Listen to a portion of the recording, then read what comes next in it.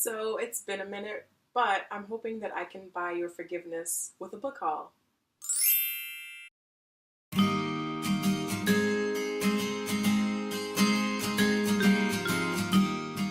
Welcome back to That Cozy Book Nook, everyone. My name is Tori, and today I have my winter book haul for you guys. And I don't really buy books in bulk like I used to. I used to just accumulate so many different books at the same time. But now I'm starting to buy, one here, one there.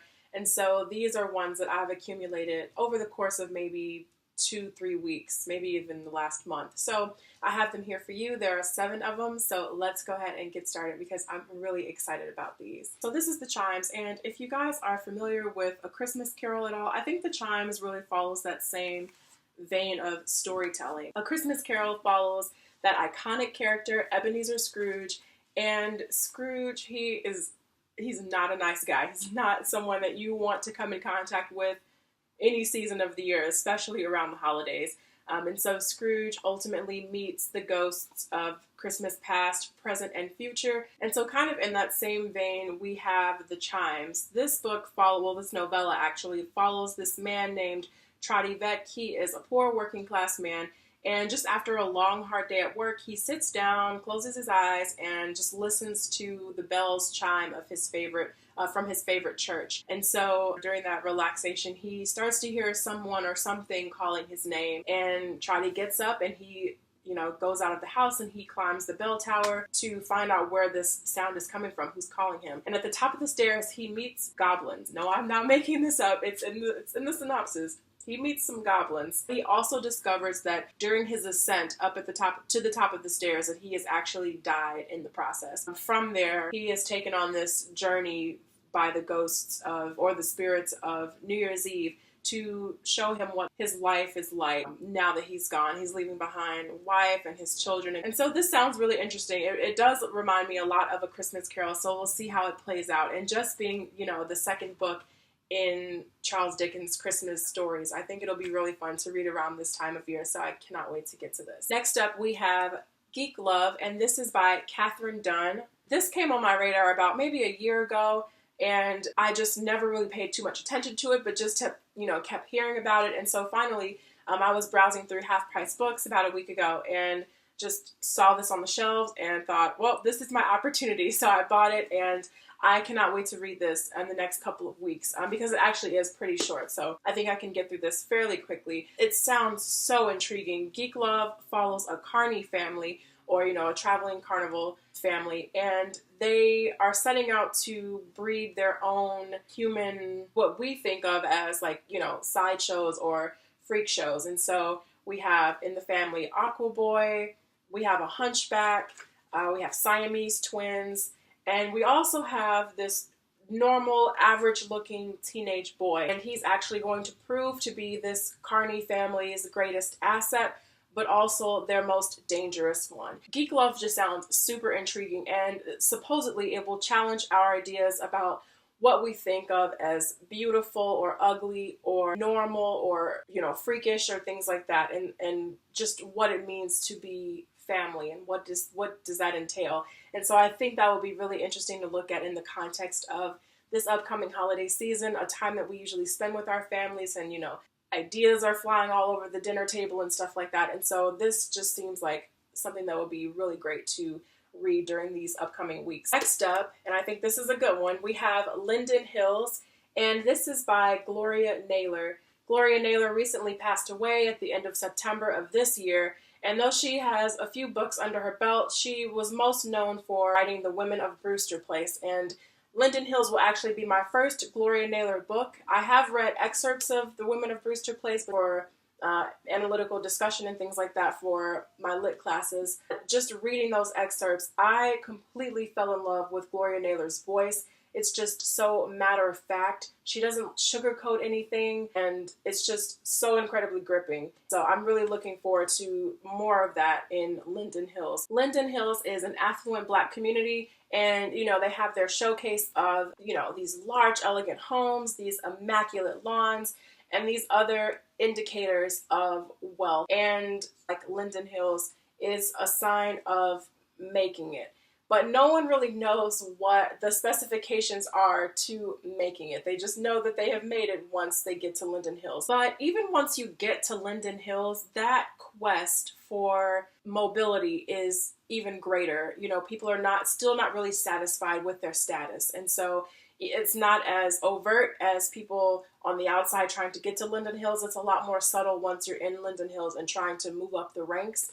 And the epitome of that, the epitome of success and achievement is having a house on Tupelo Drive. And so even still, you know, people are so focused on making it and achieving success that no one really notices that this beautiful, this wealthy community always has vacancies, and no one questions why that is. And so I just think this is going to be a completely gripping novel. This novel takes Dante's Inferno kind of as its model, and Gloria Naylor just completely nails the experience of the American dream and what that means, and you know how you achieve it, or if you can achieve it, who has the right to the American dream. I really feel like this is going to be kind of a moving experience, a moving reading experience for me. I think I'm in for something really great when I get to this coming winter. The next book that I have to share, I'm so excited about this. It is Slade House, and this is by David Mitchell. David Mitchell is one of my favorite authors of all time. I've only read one book by him, but he's still one of my favorite authors of all time. I read Cloud Atlas last year, and it was everything that I didn't even know I was looking for in a book. I thought it was phenomenal. So this will be my second David Mitchell book. And the description on the back, just the first sentence says, "Keep your eyes peeled for a small black iron door." And so that black iron door is the entrance to Slade House. No one really knows where it is. But every 9 years, the residents of Slade House extend an invitation to someone who they believe is lonely or different. And people come into Slade House, and you don't really know what's actually happening. And by the time the people figure out what's going on, it's a little too late. And I don't know what that means. I don't want to know what it means yet. It's cryptic, and that's just the way I like it. So I really, really cannot wait to read this. It's super short, which leaves less time for David Mitchell to try to cram in all his generation hopping and connecting storylines and things like that. Next, we have an epic fantasy novel, and that is Malice, and this is by John Gwynne. This is actually the first book in a series. I'm not sure how many are out at the moment. I can link that down in the description box for you guys, but this is definitely book number 1.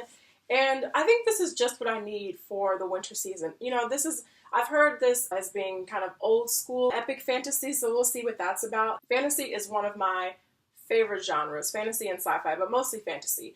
Everything that falls under the realm of that, whether it's, you know, magical realism, low fantasy, high fantasy, I will read it all.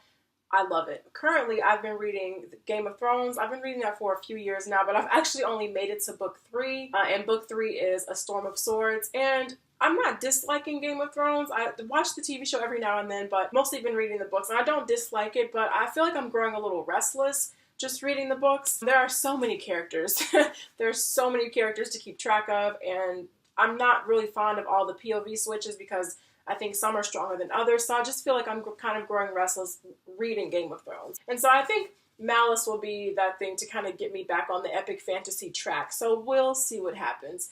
But this book takes place in a world known as the Banished Lands, and like any epic fantasy novel, there is just a lot going on in this world right now. The book follows 4 main characters, one of whom is the son of a king, one of them wants to be a warrior, one of them wants to be a knight, and so there are a lot of conflicting ideas happening in this world, and there's also a threat looming that will kind of put the ancient wars that happened to kind of put them to shame. Like, this is something that's coming that this world has never seen before. The description on the back says the world is broken and it can never be made whole again. So that's really dramatic, and we'll see what that is all about. It definitely is epic. This is huge. It is over 600 pages long. And so this is what I'm going to need during those cold days coming up in December. So we'll see what's going on in this, and I'll let you guys know. And lastly, we have, I feel like I've been talking for a long time. I need some water. Lastly, we have We the Drowned, and this is by Carsten Jensen. He is a Danish author, and this is actually my first book by him. He has a collection of work, but I'm not sure if all of those have been translated into English. If they have, let me know down in the comment section. And if you've read this, please let me know down in the comment section. This sounds like what I need to get me through these winter months. I know I said that about Malice, but this is also true of this book. Of all the books that I've just shared with you, this one has been on my TBR for the longest, at least a few years now. And I got this gorgeous edition from the Book Depository. This takes place in 1848 in a small town in Denmark, and it follows Danish sailors during this time, and they leave this town to go fight the Germans. However, not all of them return home, and so that's kind of where the story starts. And from there, we just get this epic, epic saga of a story. It spans generations, and you get a lot of details about ships and the wars, and also in all of that, it's like almost a tribute to the sea and to the land and things like that. And so I think this will just be really exciting and just really kind of comforting to read during these colder months. When I say you're going to need a blanket and some tea or some hot chocolate to read this, I literally mean that. This book is almost 700 pages long. So you're going to be invested for a long time if you choose to pick this up. But I mean, I really think this is going to be great, when the snow starts falling. So we'll see what happens. I think this cover is absolutely gorgeous. I think the American edition has more color to it. I think it's actually blue. Don't quote me on that. All right, that's it, everyone. Thank you guys so much for watching this video. I greatly appreciate it, as always. If you liked it, go ahead and give it a thumbs up. And if you liked the content, go ahead and hit that subscribe button. And as usual, down in the comment section, let me know if you've read any of these books that I've just shared with you, because I want to hear your thoughts about them. Spoiler-free, of course. Spoiler-free. Let's make that clear. I really want to hear if our TBRs or if our reading preferences kind of overlap. That would be really, really great. And yeah, until the next video, you all know the drill. Stay cozy. I'll catch you guys later. Thank you so much.